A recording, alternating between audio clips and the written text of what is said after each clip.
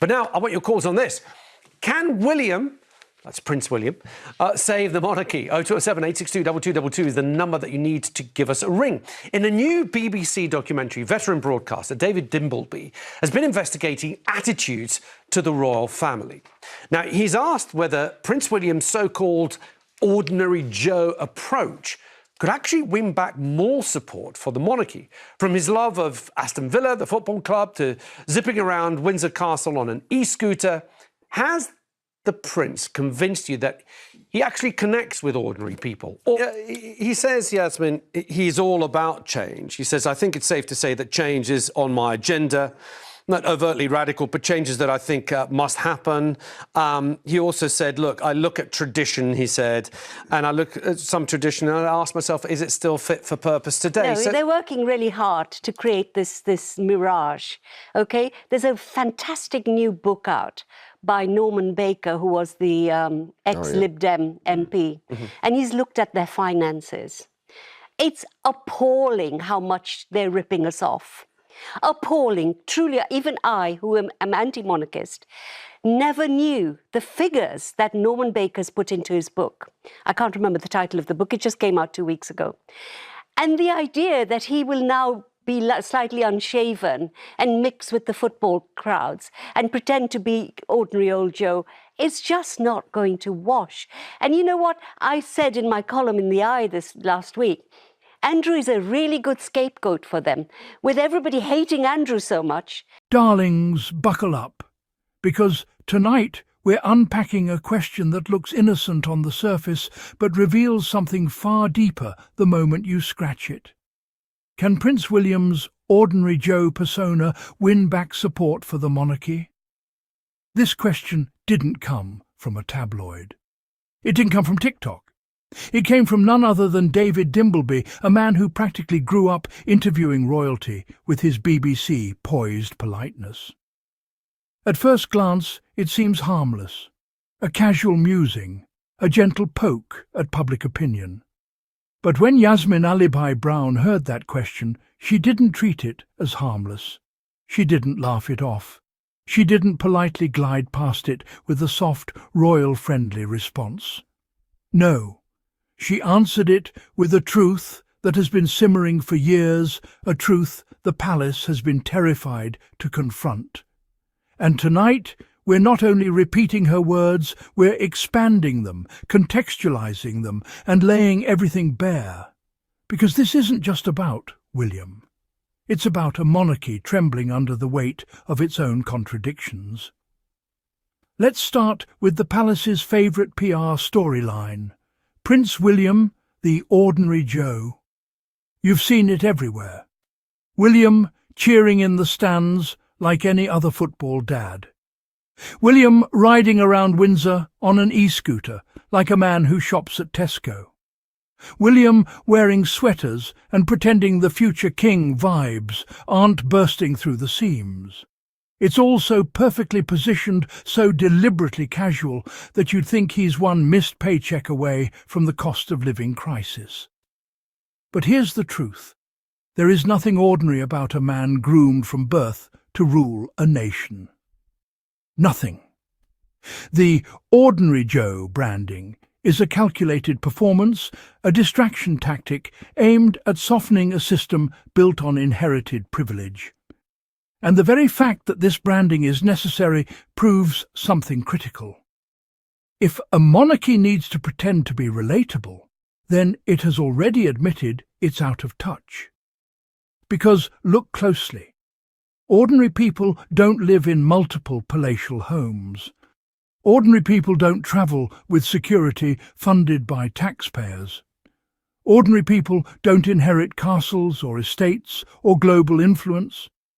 Ordinary people do not stand on balconies waving at crowds that pay for their lifestyle. William is not ordinary. He will never be ordinary. And pretending he is won't fix the monarchy's problems. Yasmin saw through the performance instantly, and she didn't hesitate to say so. Let's pause and appreciate just how rare this moment was. Most panellists, especially on BBC platforms, dance around royal criticism like it's a landmine. They soften their tone. They frame everything as concern, not critique.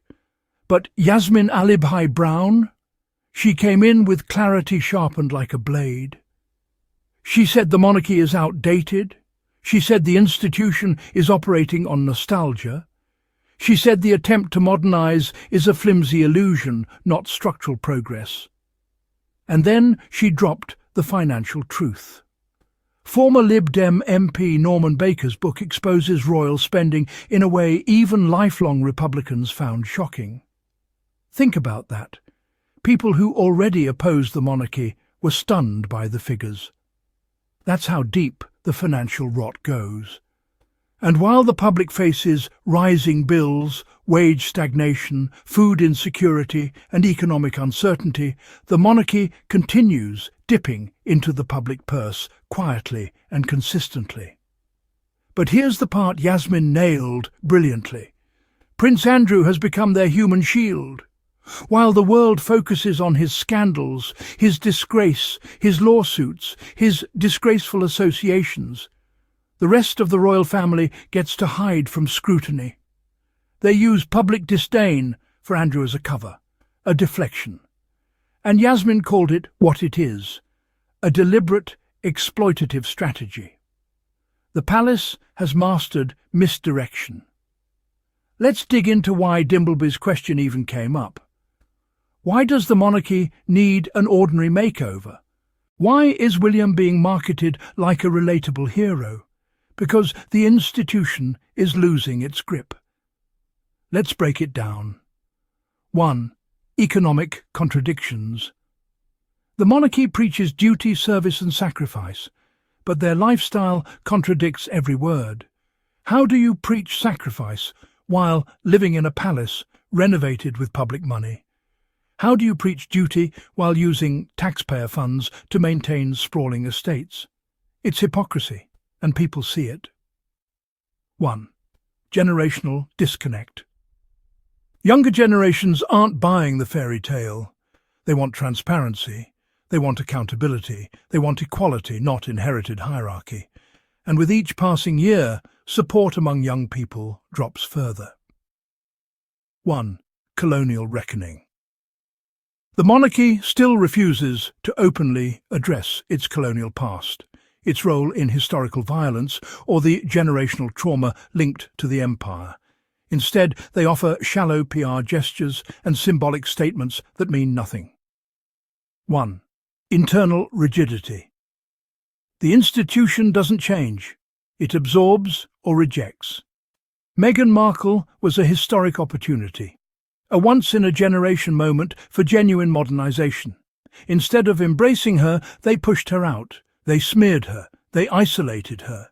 They weaponized the press against her, and then acted shocked when she and Harry walked away.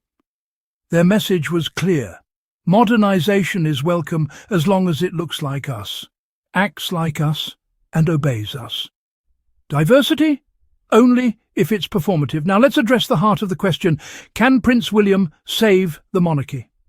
Short answer, no. Long answer, absolutely not. Let's unpack why. 1. He is part of the structure. William cannot reform an institution that defines his entire existence. Reform requires questioning power. He is that power. 1. He benefits from the system.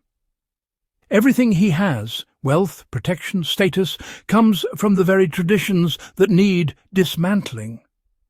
Why would he risk undermining the monarchy's power when he stands to become its future centre? 1. He has shown limited appetite for transformation. Despite PR attempts, William has not introduced meaningful change. His modernising moves are cosmetic. Photo ops, speeches, videos, controlled interviews, surface-level gestures, not structural evolution. 1. He is constrained by institutional expectations. He can't speak freely. He can't act freely. He can't choose freely. Every move is coordinated, filtered, reviewed and approved. No man in that position, no matter how charismatic, can single-handedly save an institution in decline. Dimbleby's question focuses on William, but Yasmin's answer focuses on truth. The problem is not the heir. The problem is the crown. It is the system, the secrecy, the finances, the outdated rituals, the generational distance, the silence on scandals, the refusal to apologize, the hostility toward diversity, the reliance on illusion.